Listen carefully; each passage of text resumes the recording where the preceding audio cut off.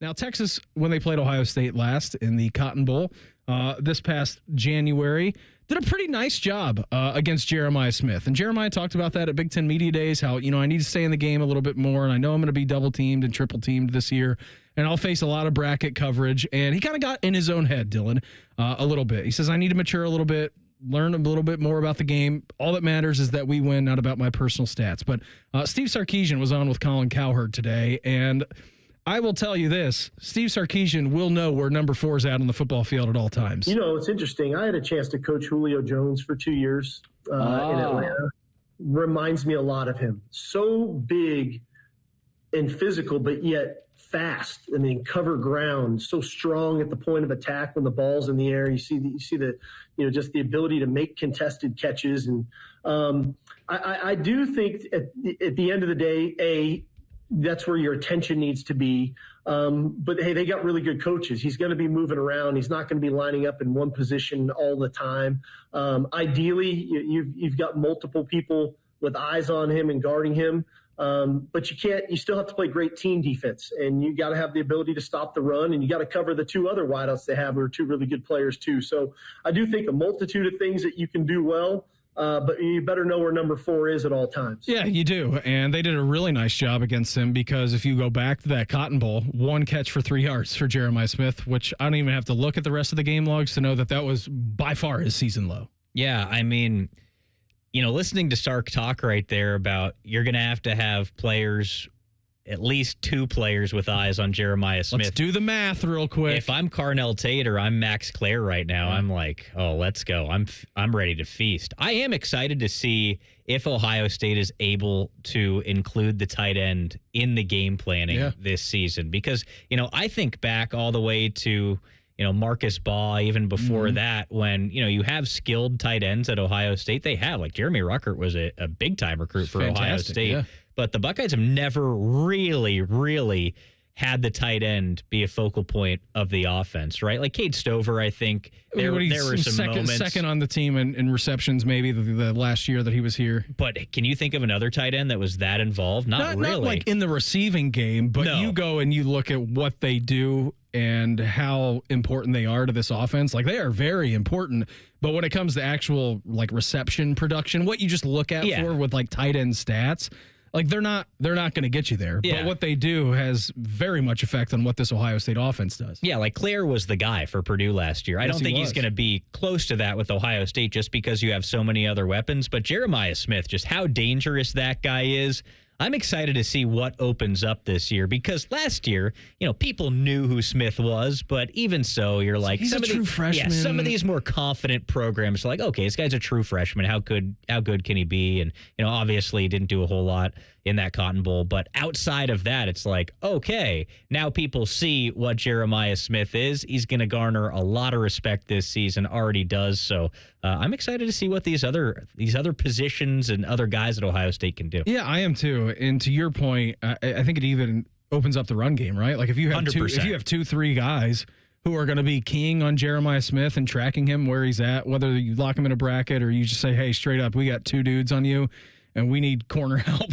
I think with that situation, Dylan, I just have a hard time imagining that doesn't help the Ohio State run game as well. If your eyes are naturally on a wide receiver, I mean, I know that, Texas has great players and really good safety play, and they've got a hell of a run stopper safety, but we just have to think that at some point, like James Peoples and even Bo Jackson, C.J. Donaldson, like, with just the help that anybody is going to give to Jeremiah Smith, not only the pass game, but in the run game too. Yeah, of course, it's going to come down to the quarterback having to be a threat too, which you're going to talk about that a ton on this show in the coming weeks, whoever it is for Ohio State. And, even whoever wins the battle between Keen Holtz and Julian Sayin, like, you're not going to know what they've got until you see them against Texas, and maybe even for a few weeks after that. You're not going to really know how good the quarterback is.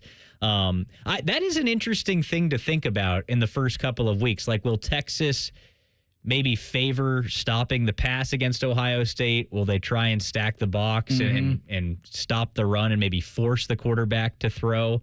But even so, it's like you've got Jeremiah Smith out there. He can he can get open by himself. Let's reverse engineer this game plan for Texas, right? And I know that we're more than a month away from the game, but we're scheming right now. If I'm Texas, what I want to do early and often is to pressure the hell out of the quarterback. Yeah. Like, I want to get to either Lincoln Kienholz or Julian Sand and maybe just not run any base defense. Like that Brian Flores defense. Yeah. Just send everybody. You're right. Yeah, just jailhouse. Like, just straight up jailhouse blitz, like looking in exotics, bringing safeties down, like then moving them out.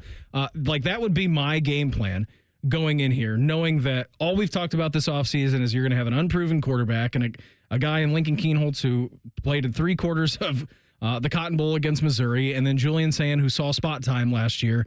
Like, that's it. Like, if I'm the Burnt Orange coming in here at Ohio Stadium and you're going to have 105,000 people screaming and just making your life miserable, the one thing that I'm trying to do is get to the quarterback. Because if you do that, then the chances of him getting the ball to number 4 is going to drop significantly. It's a fascinating football game because Ohio State could do the exact same thing defensively to Arch Manning, right? Yeah, they can. Like, this game could go a million different ways. We're far ways out, but man, oh man, it's just such a fascinating football game because there are so many unknowns on both teams. Yeah. Like, I can't remember a game being as unknown or being kind of as blank a slate as this. Texas had 12 guys drafted. Ohio State had 14. Yeah, like, you got changes on the offensive line on both these teams. Coordinator changes here.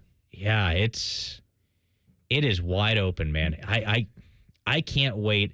But yeah, Jeremiah Smith is kind of the X factor, isn't he? The fact that you have that guy, like Carnell Tate is obviously a tremendous wide receiver. Ohio State has some experience in the running back room. Donaldson, of course, new transferring in, but Peoples flashed last year. I think people are excited about Donaldson. You can rely on that.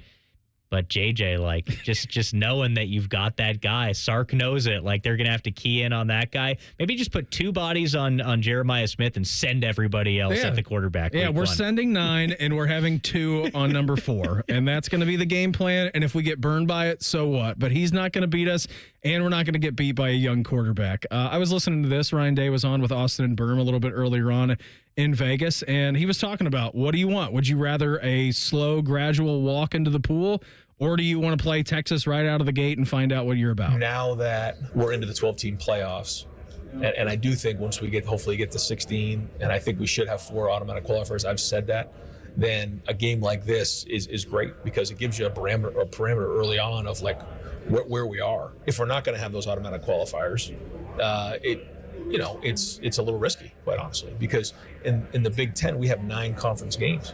Yep. And I think what some people don't realize is that it isn't just about that one extra game that you could win or lose. It's, let's say you're playing a team, you get that win, but down the road they play that 9th game and they get a loss in that last game. Well, now that loss, maybe that win doesn't look as good as it did before. Right. So you're not comparing apples to apples here. So when you throw in a 10th one like this, hey, it's going to be a monster year. We like it for the fans. We like it for our guys right out of the gate. I mean, it's going to be all attention on Columbus, which is great. But that is what it is. The schedule's been made. Now we're going to go attack it. I mean, listen, we're all going to be excited when that day gets here. We're already excited about it, and we're 4 or 5 weeks away from that game. Ideally, I would like a warm-up game. I would like Grambling to be first on the schedule, and maybe even OU second, and then you get Texas third before going into the Big Ten.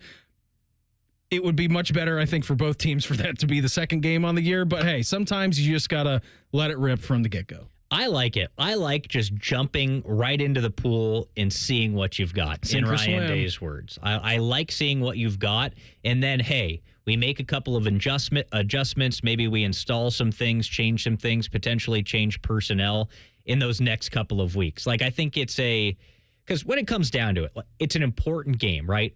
But in the grand scheme with the expanded playoff, it doesn't really matter. You want to win the game. You want to look good. But if you don't, you have a few weeks to tune up. And then what really matters is the Big Ten slate. So I'm in the camp where let's jump right in, see what we've got. If it looks good, then, oh, baby, it's going to be a good year. If it looks not so good, then hey, let's make adjustments these next couple of weeks, get ready for the Big Ten, and when that slate comes around, you better be looking good. Yeah, you better be locked in by the time that fourth game of the season comes a-calling, because if you're not, then all of a sudden you can trip up and it's going to be bad. But yeah, I think that's a good point, Dylan, because not that it's an exhibition game, but we also saw Notre Dame drop a game to Northern Illinois last year and then play for a national championship on January 20th. So you can have an early season loss, but yeah, we're going to find out about both teams coming up here in just a few weeks.